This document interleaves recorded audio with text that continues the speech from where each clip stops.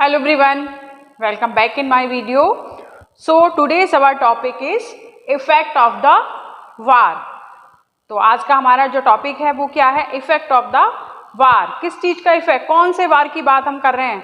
जो first world war देखा था हमने कि फर्स्ट वर्ल्ड वार हुआ था और इन द प्रीवियस वीडियो हमने देखा था ट्रीटी ऑफ वर्सलीज. तो फर्स्ट वर्ल्ड वार के बाद एक ट्रीटी हुई थी जिसको पीस ट्रीटी कहा गया था, जिसमें कुछ इस तरह के प्रोविजंस थे या फिर इस तरह की चीज़ें रखी थी जिसमें जर्मनी को बहुत ज़्यादा इनह्यूमिलेटेड किया गया था और एक बहुत ही एक हार्श ट्रीटी उनके ऊपर इम्पोज की गई थी. क्या क्या प्रोविजन थे वो सब हमने प्रीवियस वीडियो में देख लिया है. सो इस वीडियो में हमें क्या पढ़ना है? हमें इफेक्ट ऑफ द वार की जो फर्स्ट वर्ल्ड वार हो गया उसके बाद जो उसका इफेक्ट हुआ था, ना सिर्फ उसका जो इफेक्ट था वो सिर्फ जर्मनी पर ही नहीं बल्कि पूरे यूरोप पर उसका इफेक्ट दिखाई दिया. तो वही हमें इसमें पढ़ना है. हम लोग 9th क्लास का हिस्ट्री पढ़ रहे हैं और हिस्ट्री का चैप्टर नंबर 3 हम पढ़ रहे हैं. It is Nazism and the rise of Hitler. So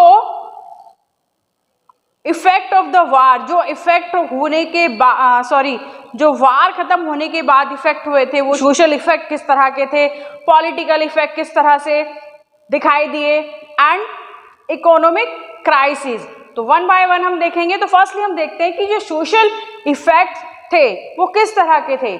so devastating impact, जो वार हुआ था, जो वर्ल्ड वार हुआ था उसका एक बहुत ही डेवास्टेटिंग इम्पैक्ट पूरे यूरोप पर देखने को मिला.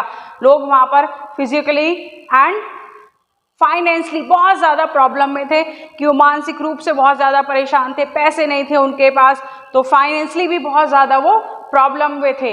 यूरोप जो बहुत ही एक पावरफुल कॉन्टिनेंट था और कभी एक टाइम पर वो क्या था, वो एक टाइम पर क्रेडिटर था, बहुत पैसा था उसके पास, तो दूसरे कॉन्टिनेंट को, दूसरी कंट्री को क्या वो पैसा बांटता था, पैसा देता था. लेकिन आज उसकी कंडीशन बहुत ज़्यादा खराब हो गई. अब वो क्रेडिटर से डिबेटर बन गया है. अब वो क्या कर रहा है? अब वो पैसा ले रहा है. कैसे? Europe continent of creditor to continent of debtor. मतलब जो पहले पैसे दे रहा था, पहले पैसे बांट रहा था, आज उसकी कंडीशन ऐसी हो गई कि उसको दूसरी कंट्री से पैसा लेना पड़ रहा है. And Weimar Republic and it's supporter face problem. Weimar Republic पढ़ा था ना हमने कि वेमार रिपब्लिक को, जब वेमार रिपब्लिक बनाई गई after the first world war, तो उसके बाद जो वेमार रिपब्लिक थी उसको लोगों ने वेलकम नहीं किया था. जो यूरोप के पीपल्स, जर्मनी के पीपल्स थे, उन्होंने उसको वेलकम नहीं किया था, उसको सपोर्ट नहीं किया था. क्यों नहीं किया था? कि जो ट्रीटी ऑफ वर्सलीज थी उसके लिए रेस्पॉन्सिबल समझा जा रहा था किसको? वेमार रिपब्लिक को, कि ये जो इतनी हार्श ट्रीटी हमारे ऊपर इम्पोज की गई है इसके जिम्मेदार सिर्फ और सिर्फ वेमार रिपब्लिक हैं. अगर वो इस ट्रीटी को साइन नहीं करते, एक्सेप्ट नहीं करते, तो जो हमारी कंडीशन है वो नहीं हुई होती. तो जो वेमार रिपब्लिक है एंड उसके जो सपोर्टर जो डेमोक्रेट्स थे, जो डेमोक्रेटिक चाहते थे, और जो सोशलिस्ट थे. सोशलिस्ट कौन थे?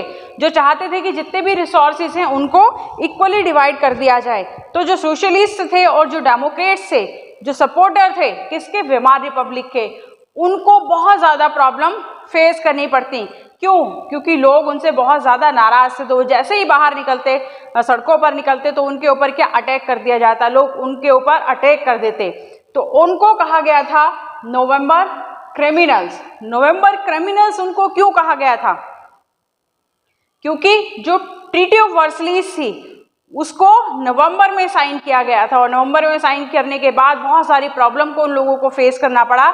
इसीलिए इन लोगों को कहा गया नवंबर क्रिमिनल्स, कि नवंबर में इन्होंने बहुत बड़ा क्राइम किया है इस ट्रीटी को साइन करके, इसीलिए उनको कहा गया नवंबर क्रिमिनल्स. तो फर्स्ट वर्ल्ड वार जो था उसने एक बहुत ही डीप इम्पैक्ट पूरी की पूरी जो यूरोपियन सोसाइटी थी, पूरा का पूरा जो यूरोप था उसके ऊपर एक बहुत ही डीप इम्पैक्ट छोड़ा, बहुत ही गहरा प्रभाव छोड़ा.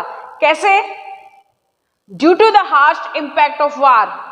हार्श इम्पैक्ट तो देख लिया ना हमने कि ट्रीटी उनके ऊपर जो इम्पोज की थी वो बहुत ज़्यादा हार्श थी और उससे उनकी कंडीशन ज़्यादा खराब हो गई थी.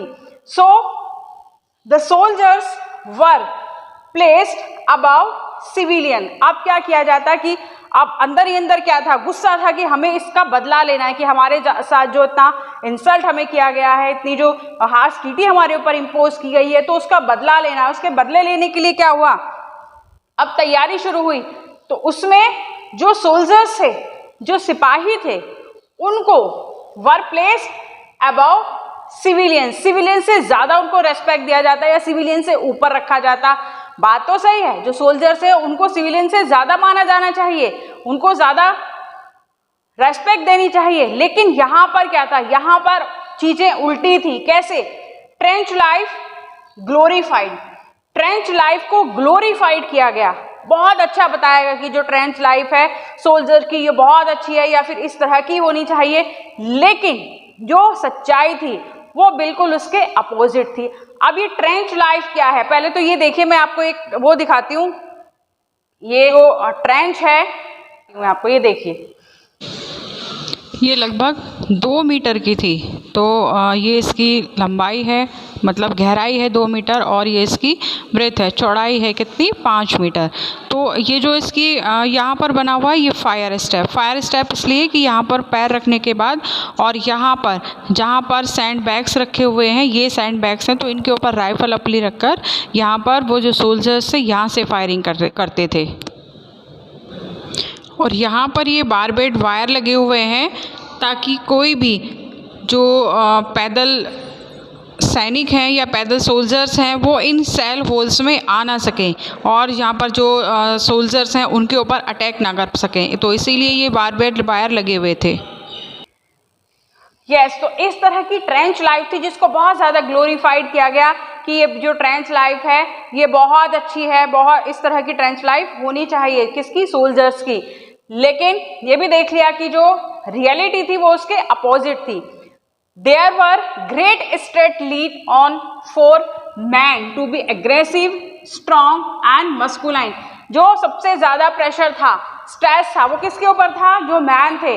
कहा जाता था कि मैन को कैसा होना चाहिए, शुड बी एग्रेसिव, जो हमेशा लड़ाई के लिए तैयार रहे, उनका जो माइंडसेट है वो एग्रेसिव होना चाहिए, और स्ट्रॉन्ग होना चाहिए, उन्हें मस्कुलर होना चाहिए ताकि उनको सोल्जर बनाकर आर्मी में भेजा जा सके, उनको एक सिपाही बनाया जा सके। By the political leaders and media, by the political leaders and media, कि उन्हें कहा गया कि जो कंट्री के लोग हैं उनको इस तरह का होना चाहिए कि वो हमेशा लड़ाई झगड़े के लिए तैयार रहें, लड़ाई के लिए तैयार रहें, उनका जो मूड है वो एग्रेसिव होना चाहिए और उनकी जो बॉडी है वो बहुत ज़्यादा स्ट्रांग होनी चाहिए, मस्कुलर पावर उनके पास होनी चाहिए ताकि वो अपनी एक बहुत अच्छी आर्मी, स्ट्रांग आर्मी को तैयार कर सकें। ये सब किस लिए हो रहा था, क्योंकि जर्मनी बदला लेना चाहता था। किससे बदला लेना चाहता था, जो विनर पार्टी थी या विनर कंट्रीज थी। So aggressive war propaganda and national honour resulted in popular support for conservative dictatorship. तो ये जो एक प्रोपोगेंडा बनाया गया था कि जो मैन है उनको अग्रेसिव होना चाहिए और उनको नेशनल ऑनर भी दिया जाने लगा कि जो इस तरह का होगा उसको नेशनल ऑनर जाना चाहिए। तो इस तरह से क्या हो रहा था कि जो कंजर्वेटिव एक डिक्टेटरशिप तैयार हो रही थी, लोग उसकी तरफ सपोर्ट करने लगे थे, लोग उसकी तरफ जाने लगे थे। क्यों, क्योंकि वेमार रिपब्लिक को तो पहले ही पसंद नहीं कर रहे थे, वेमार रिपब्लिक के तो पहले ही अपोजिशन में थे, उसको पसंद ही नहीं कर रहे थे। तो अब क्या था, जो कंजर्वेटिव डिक्टेटरशिप थी उसको सपोर्ट मिलने लगा था। And democracy become a young and fragile idea. और ऐसे में जो डेमोक्रेसी थी वो एक बहुत ही यंग और फ्रेगाइल आइडिया बनकर रह गई थी। डेमोक्रेसी एक बहुत ही नया, यंग और फ्रेजाइल आइडिया बनकर रह गई थी। And support for conservative dictatorship grow.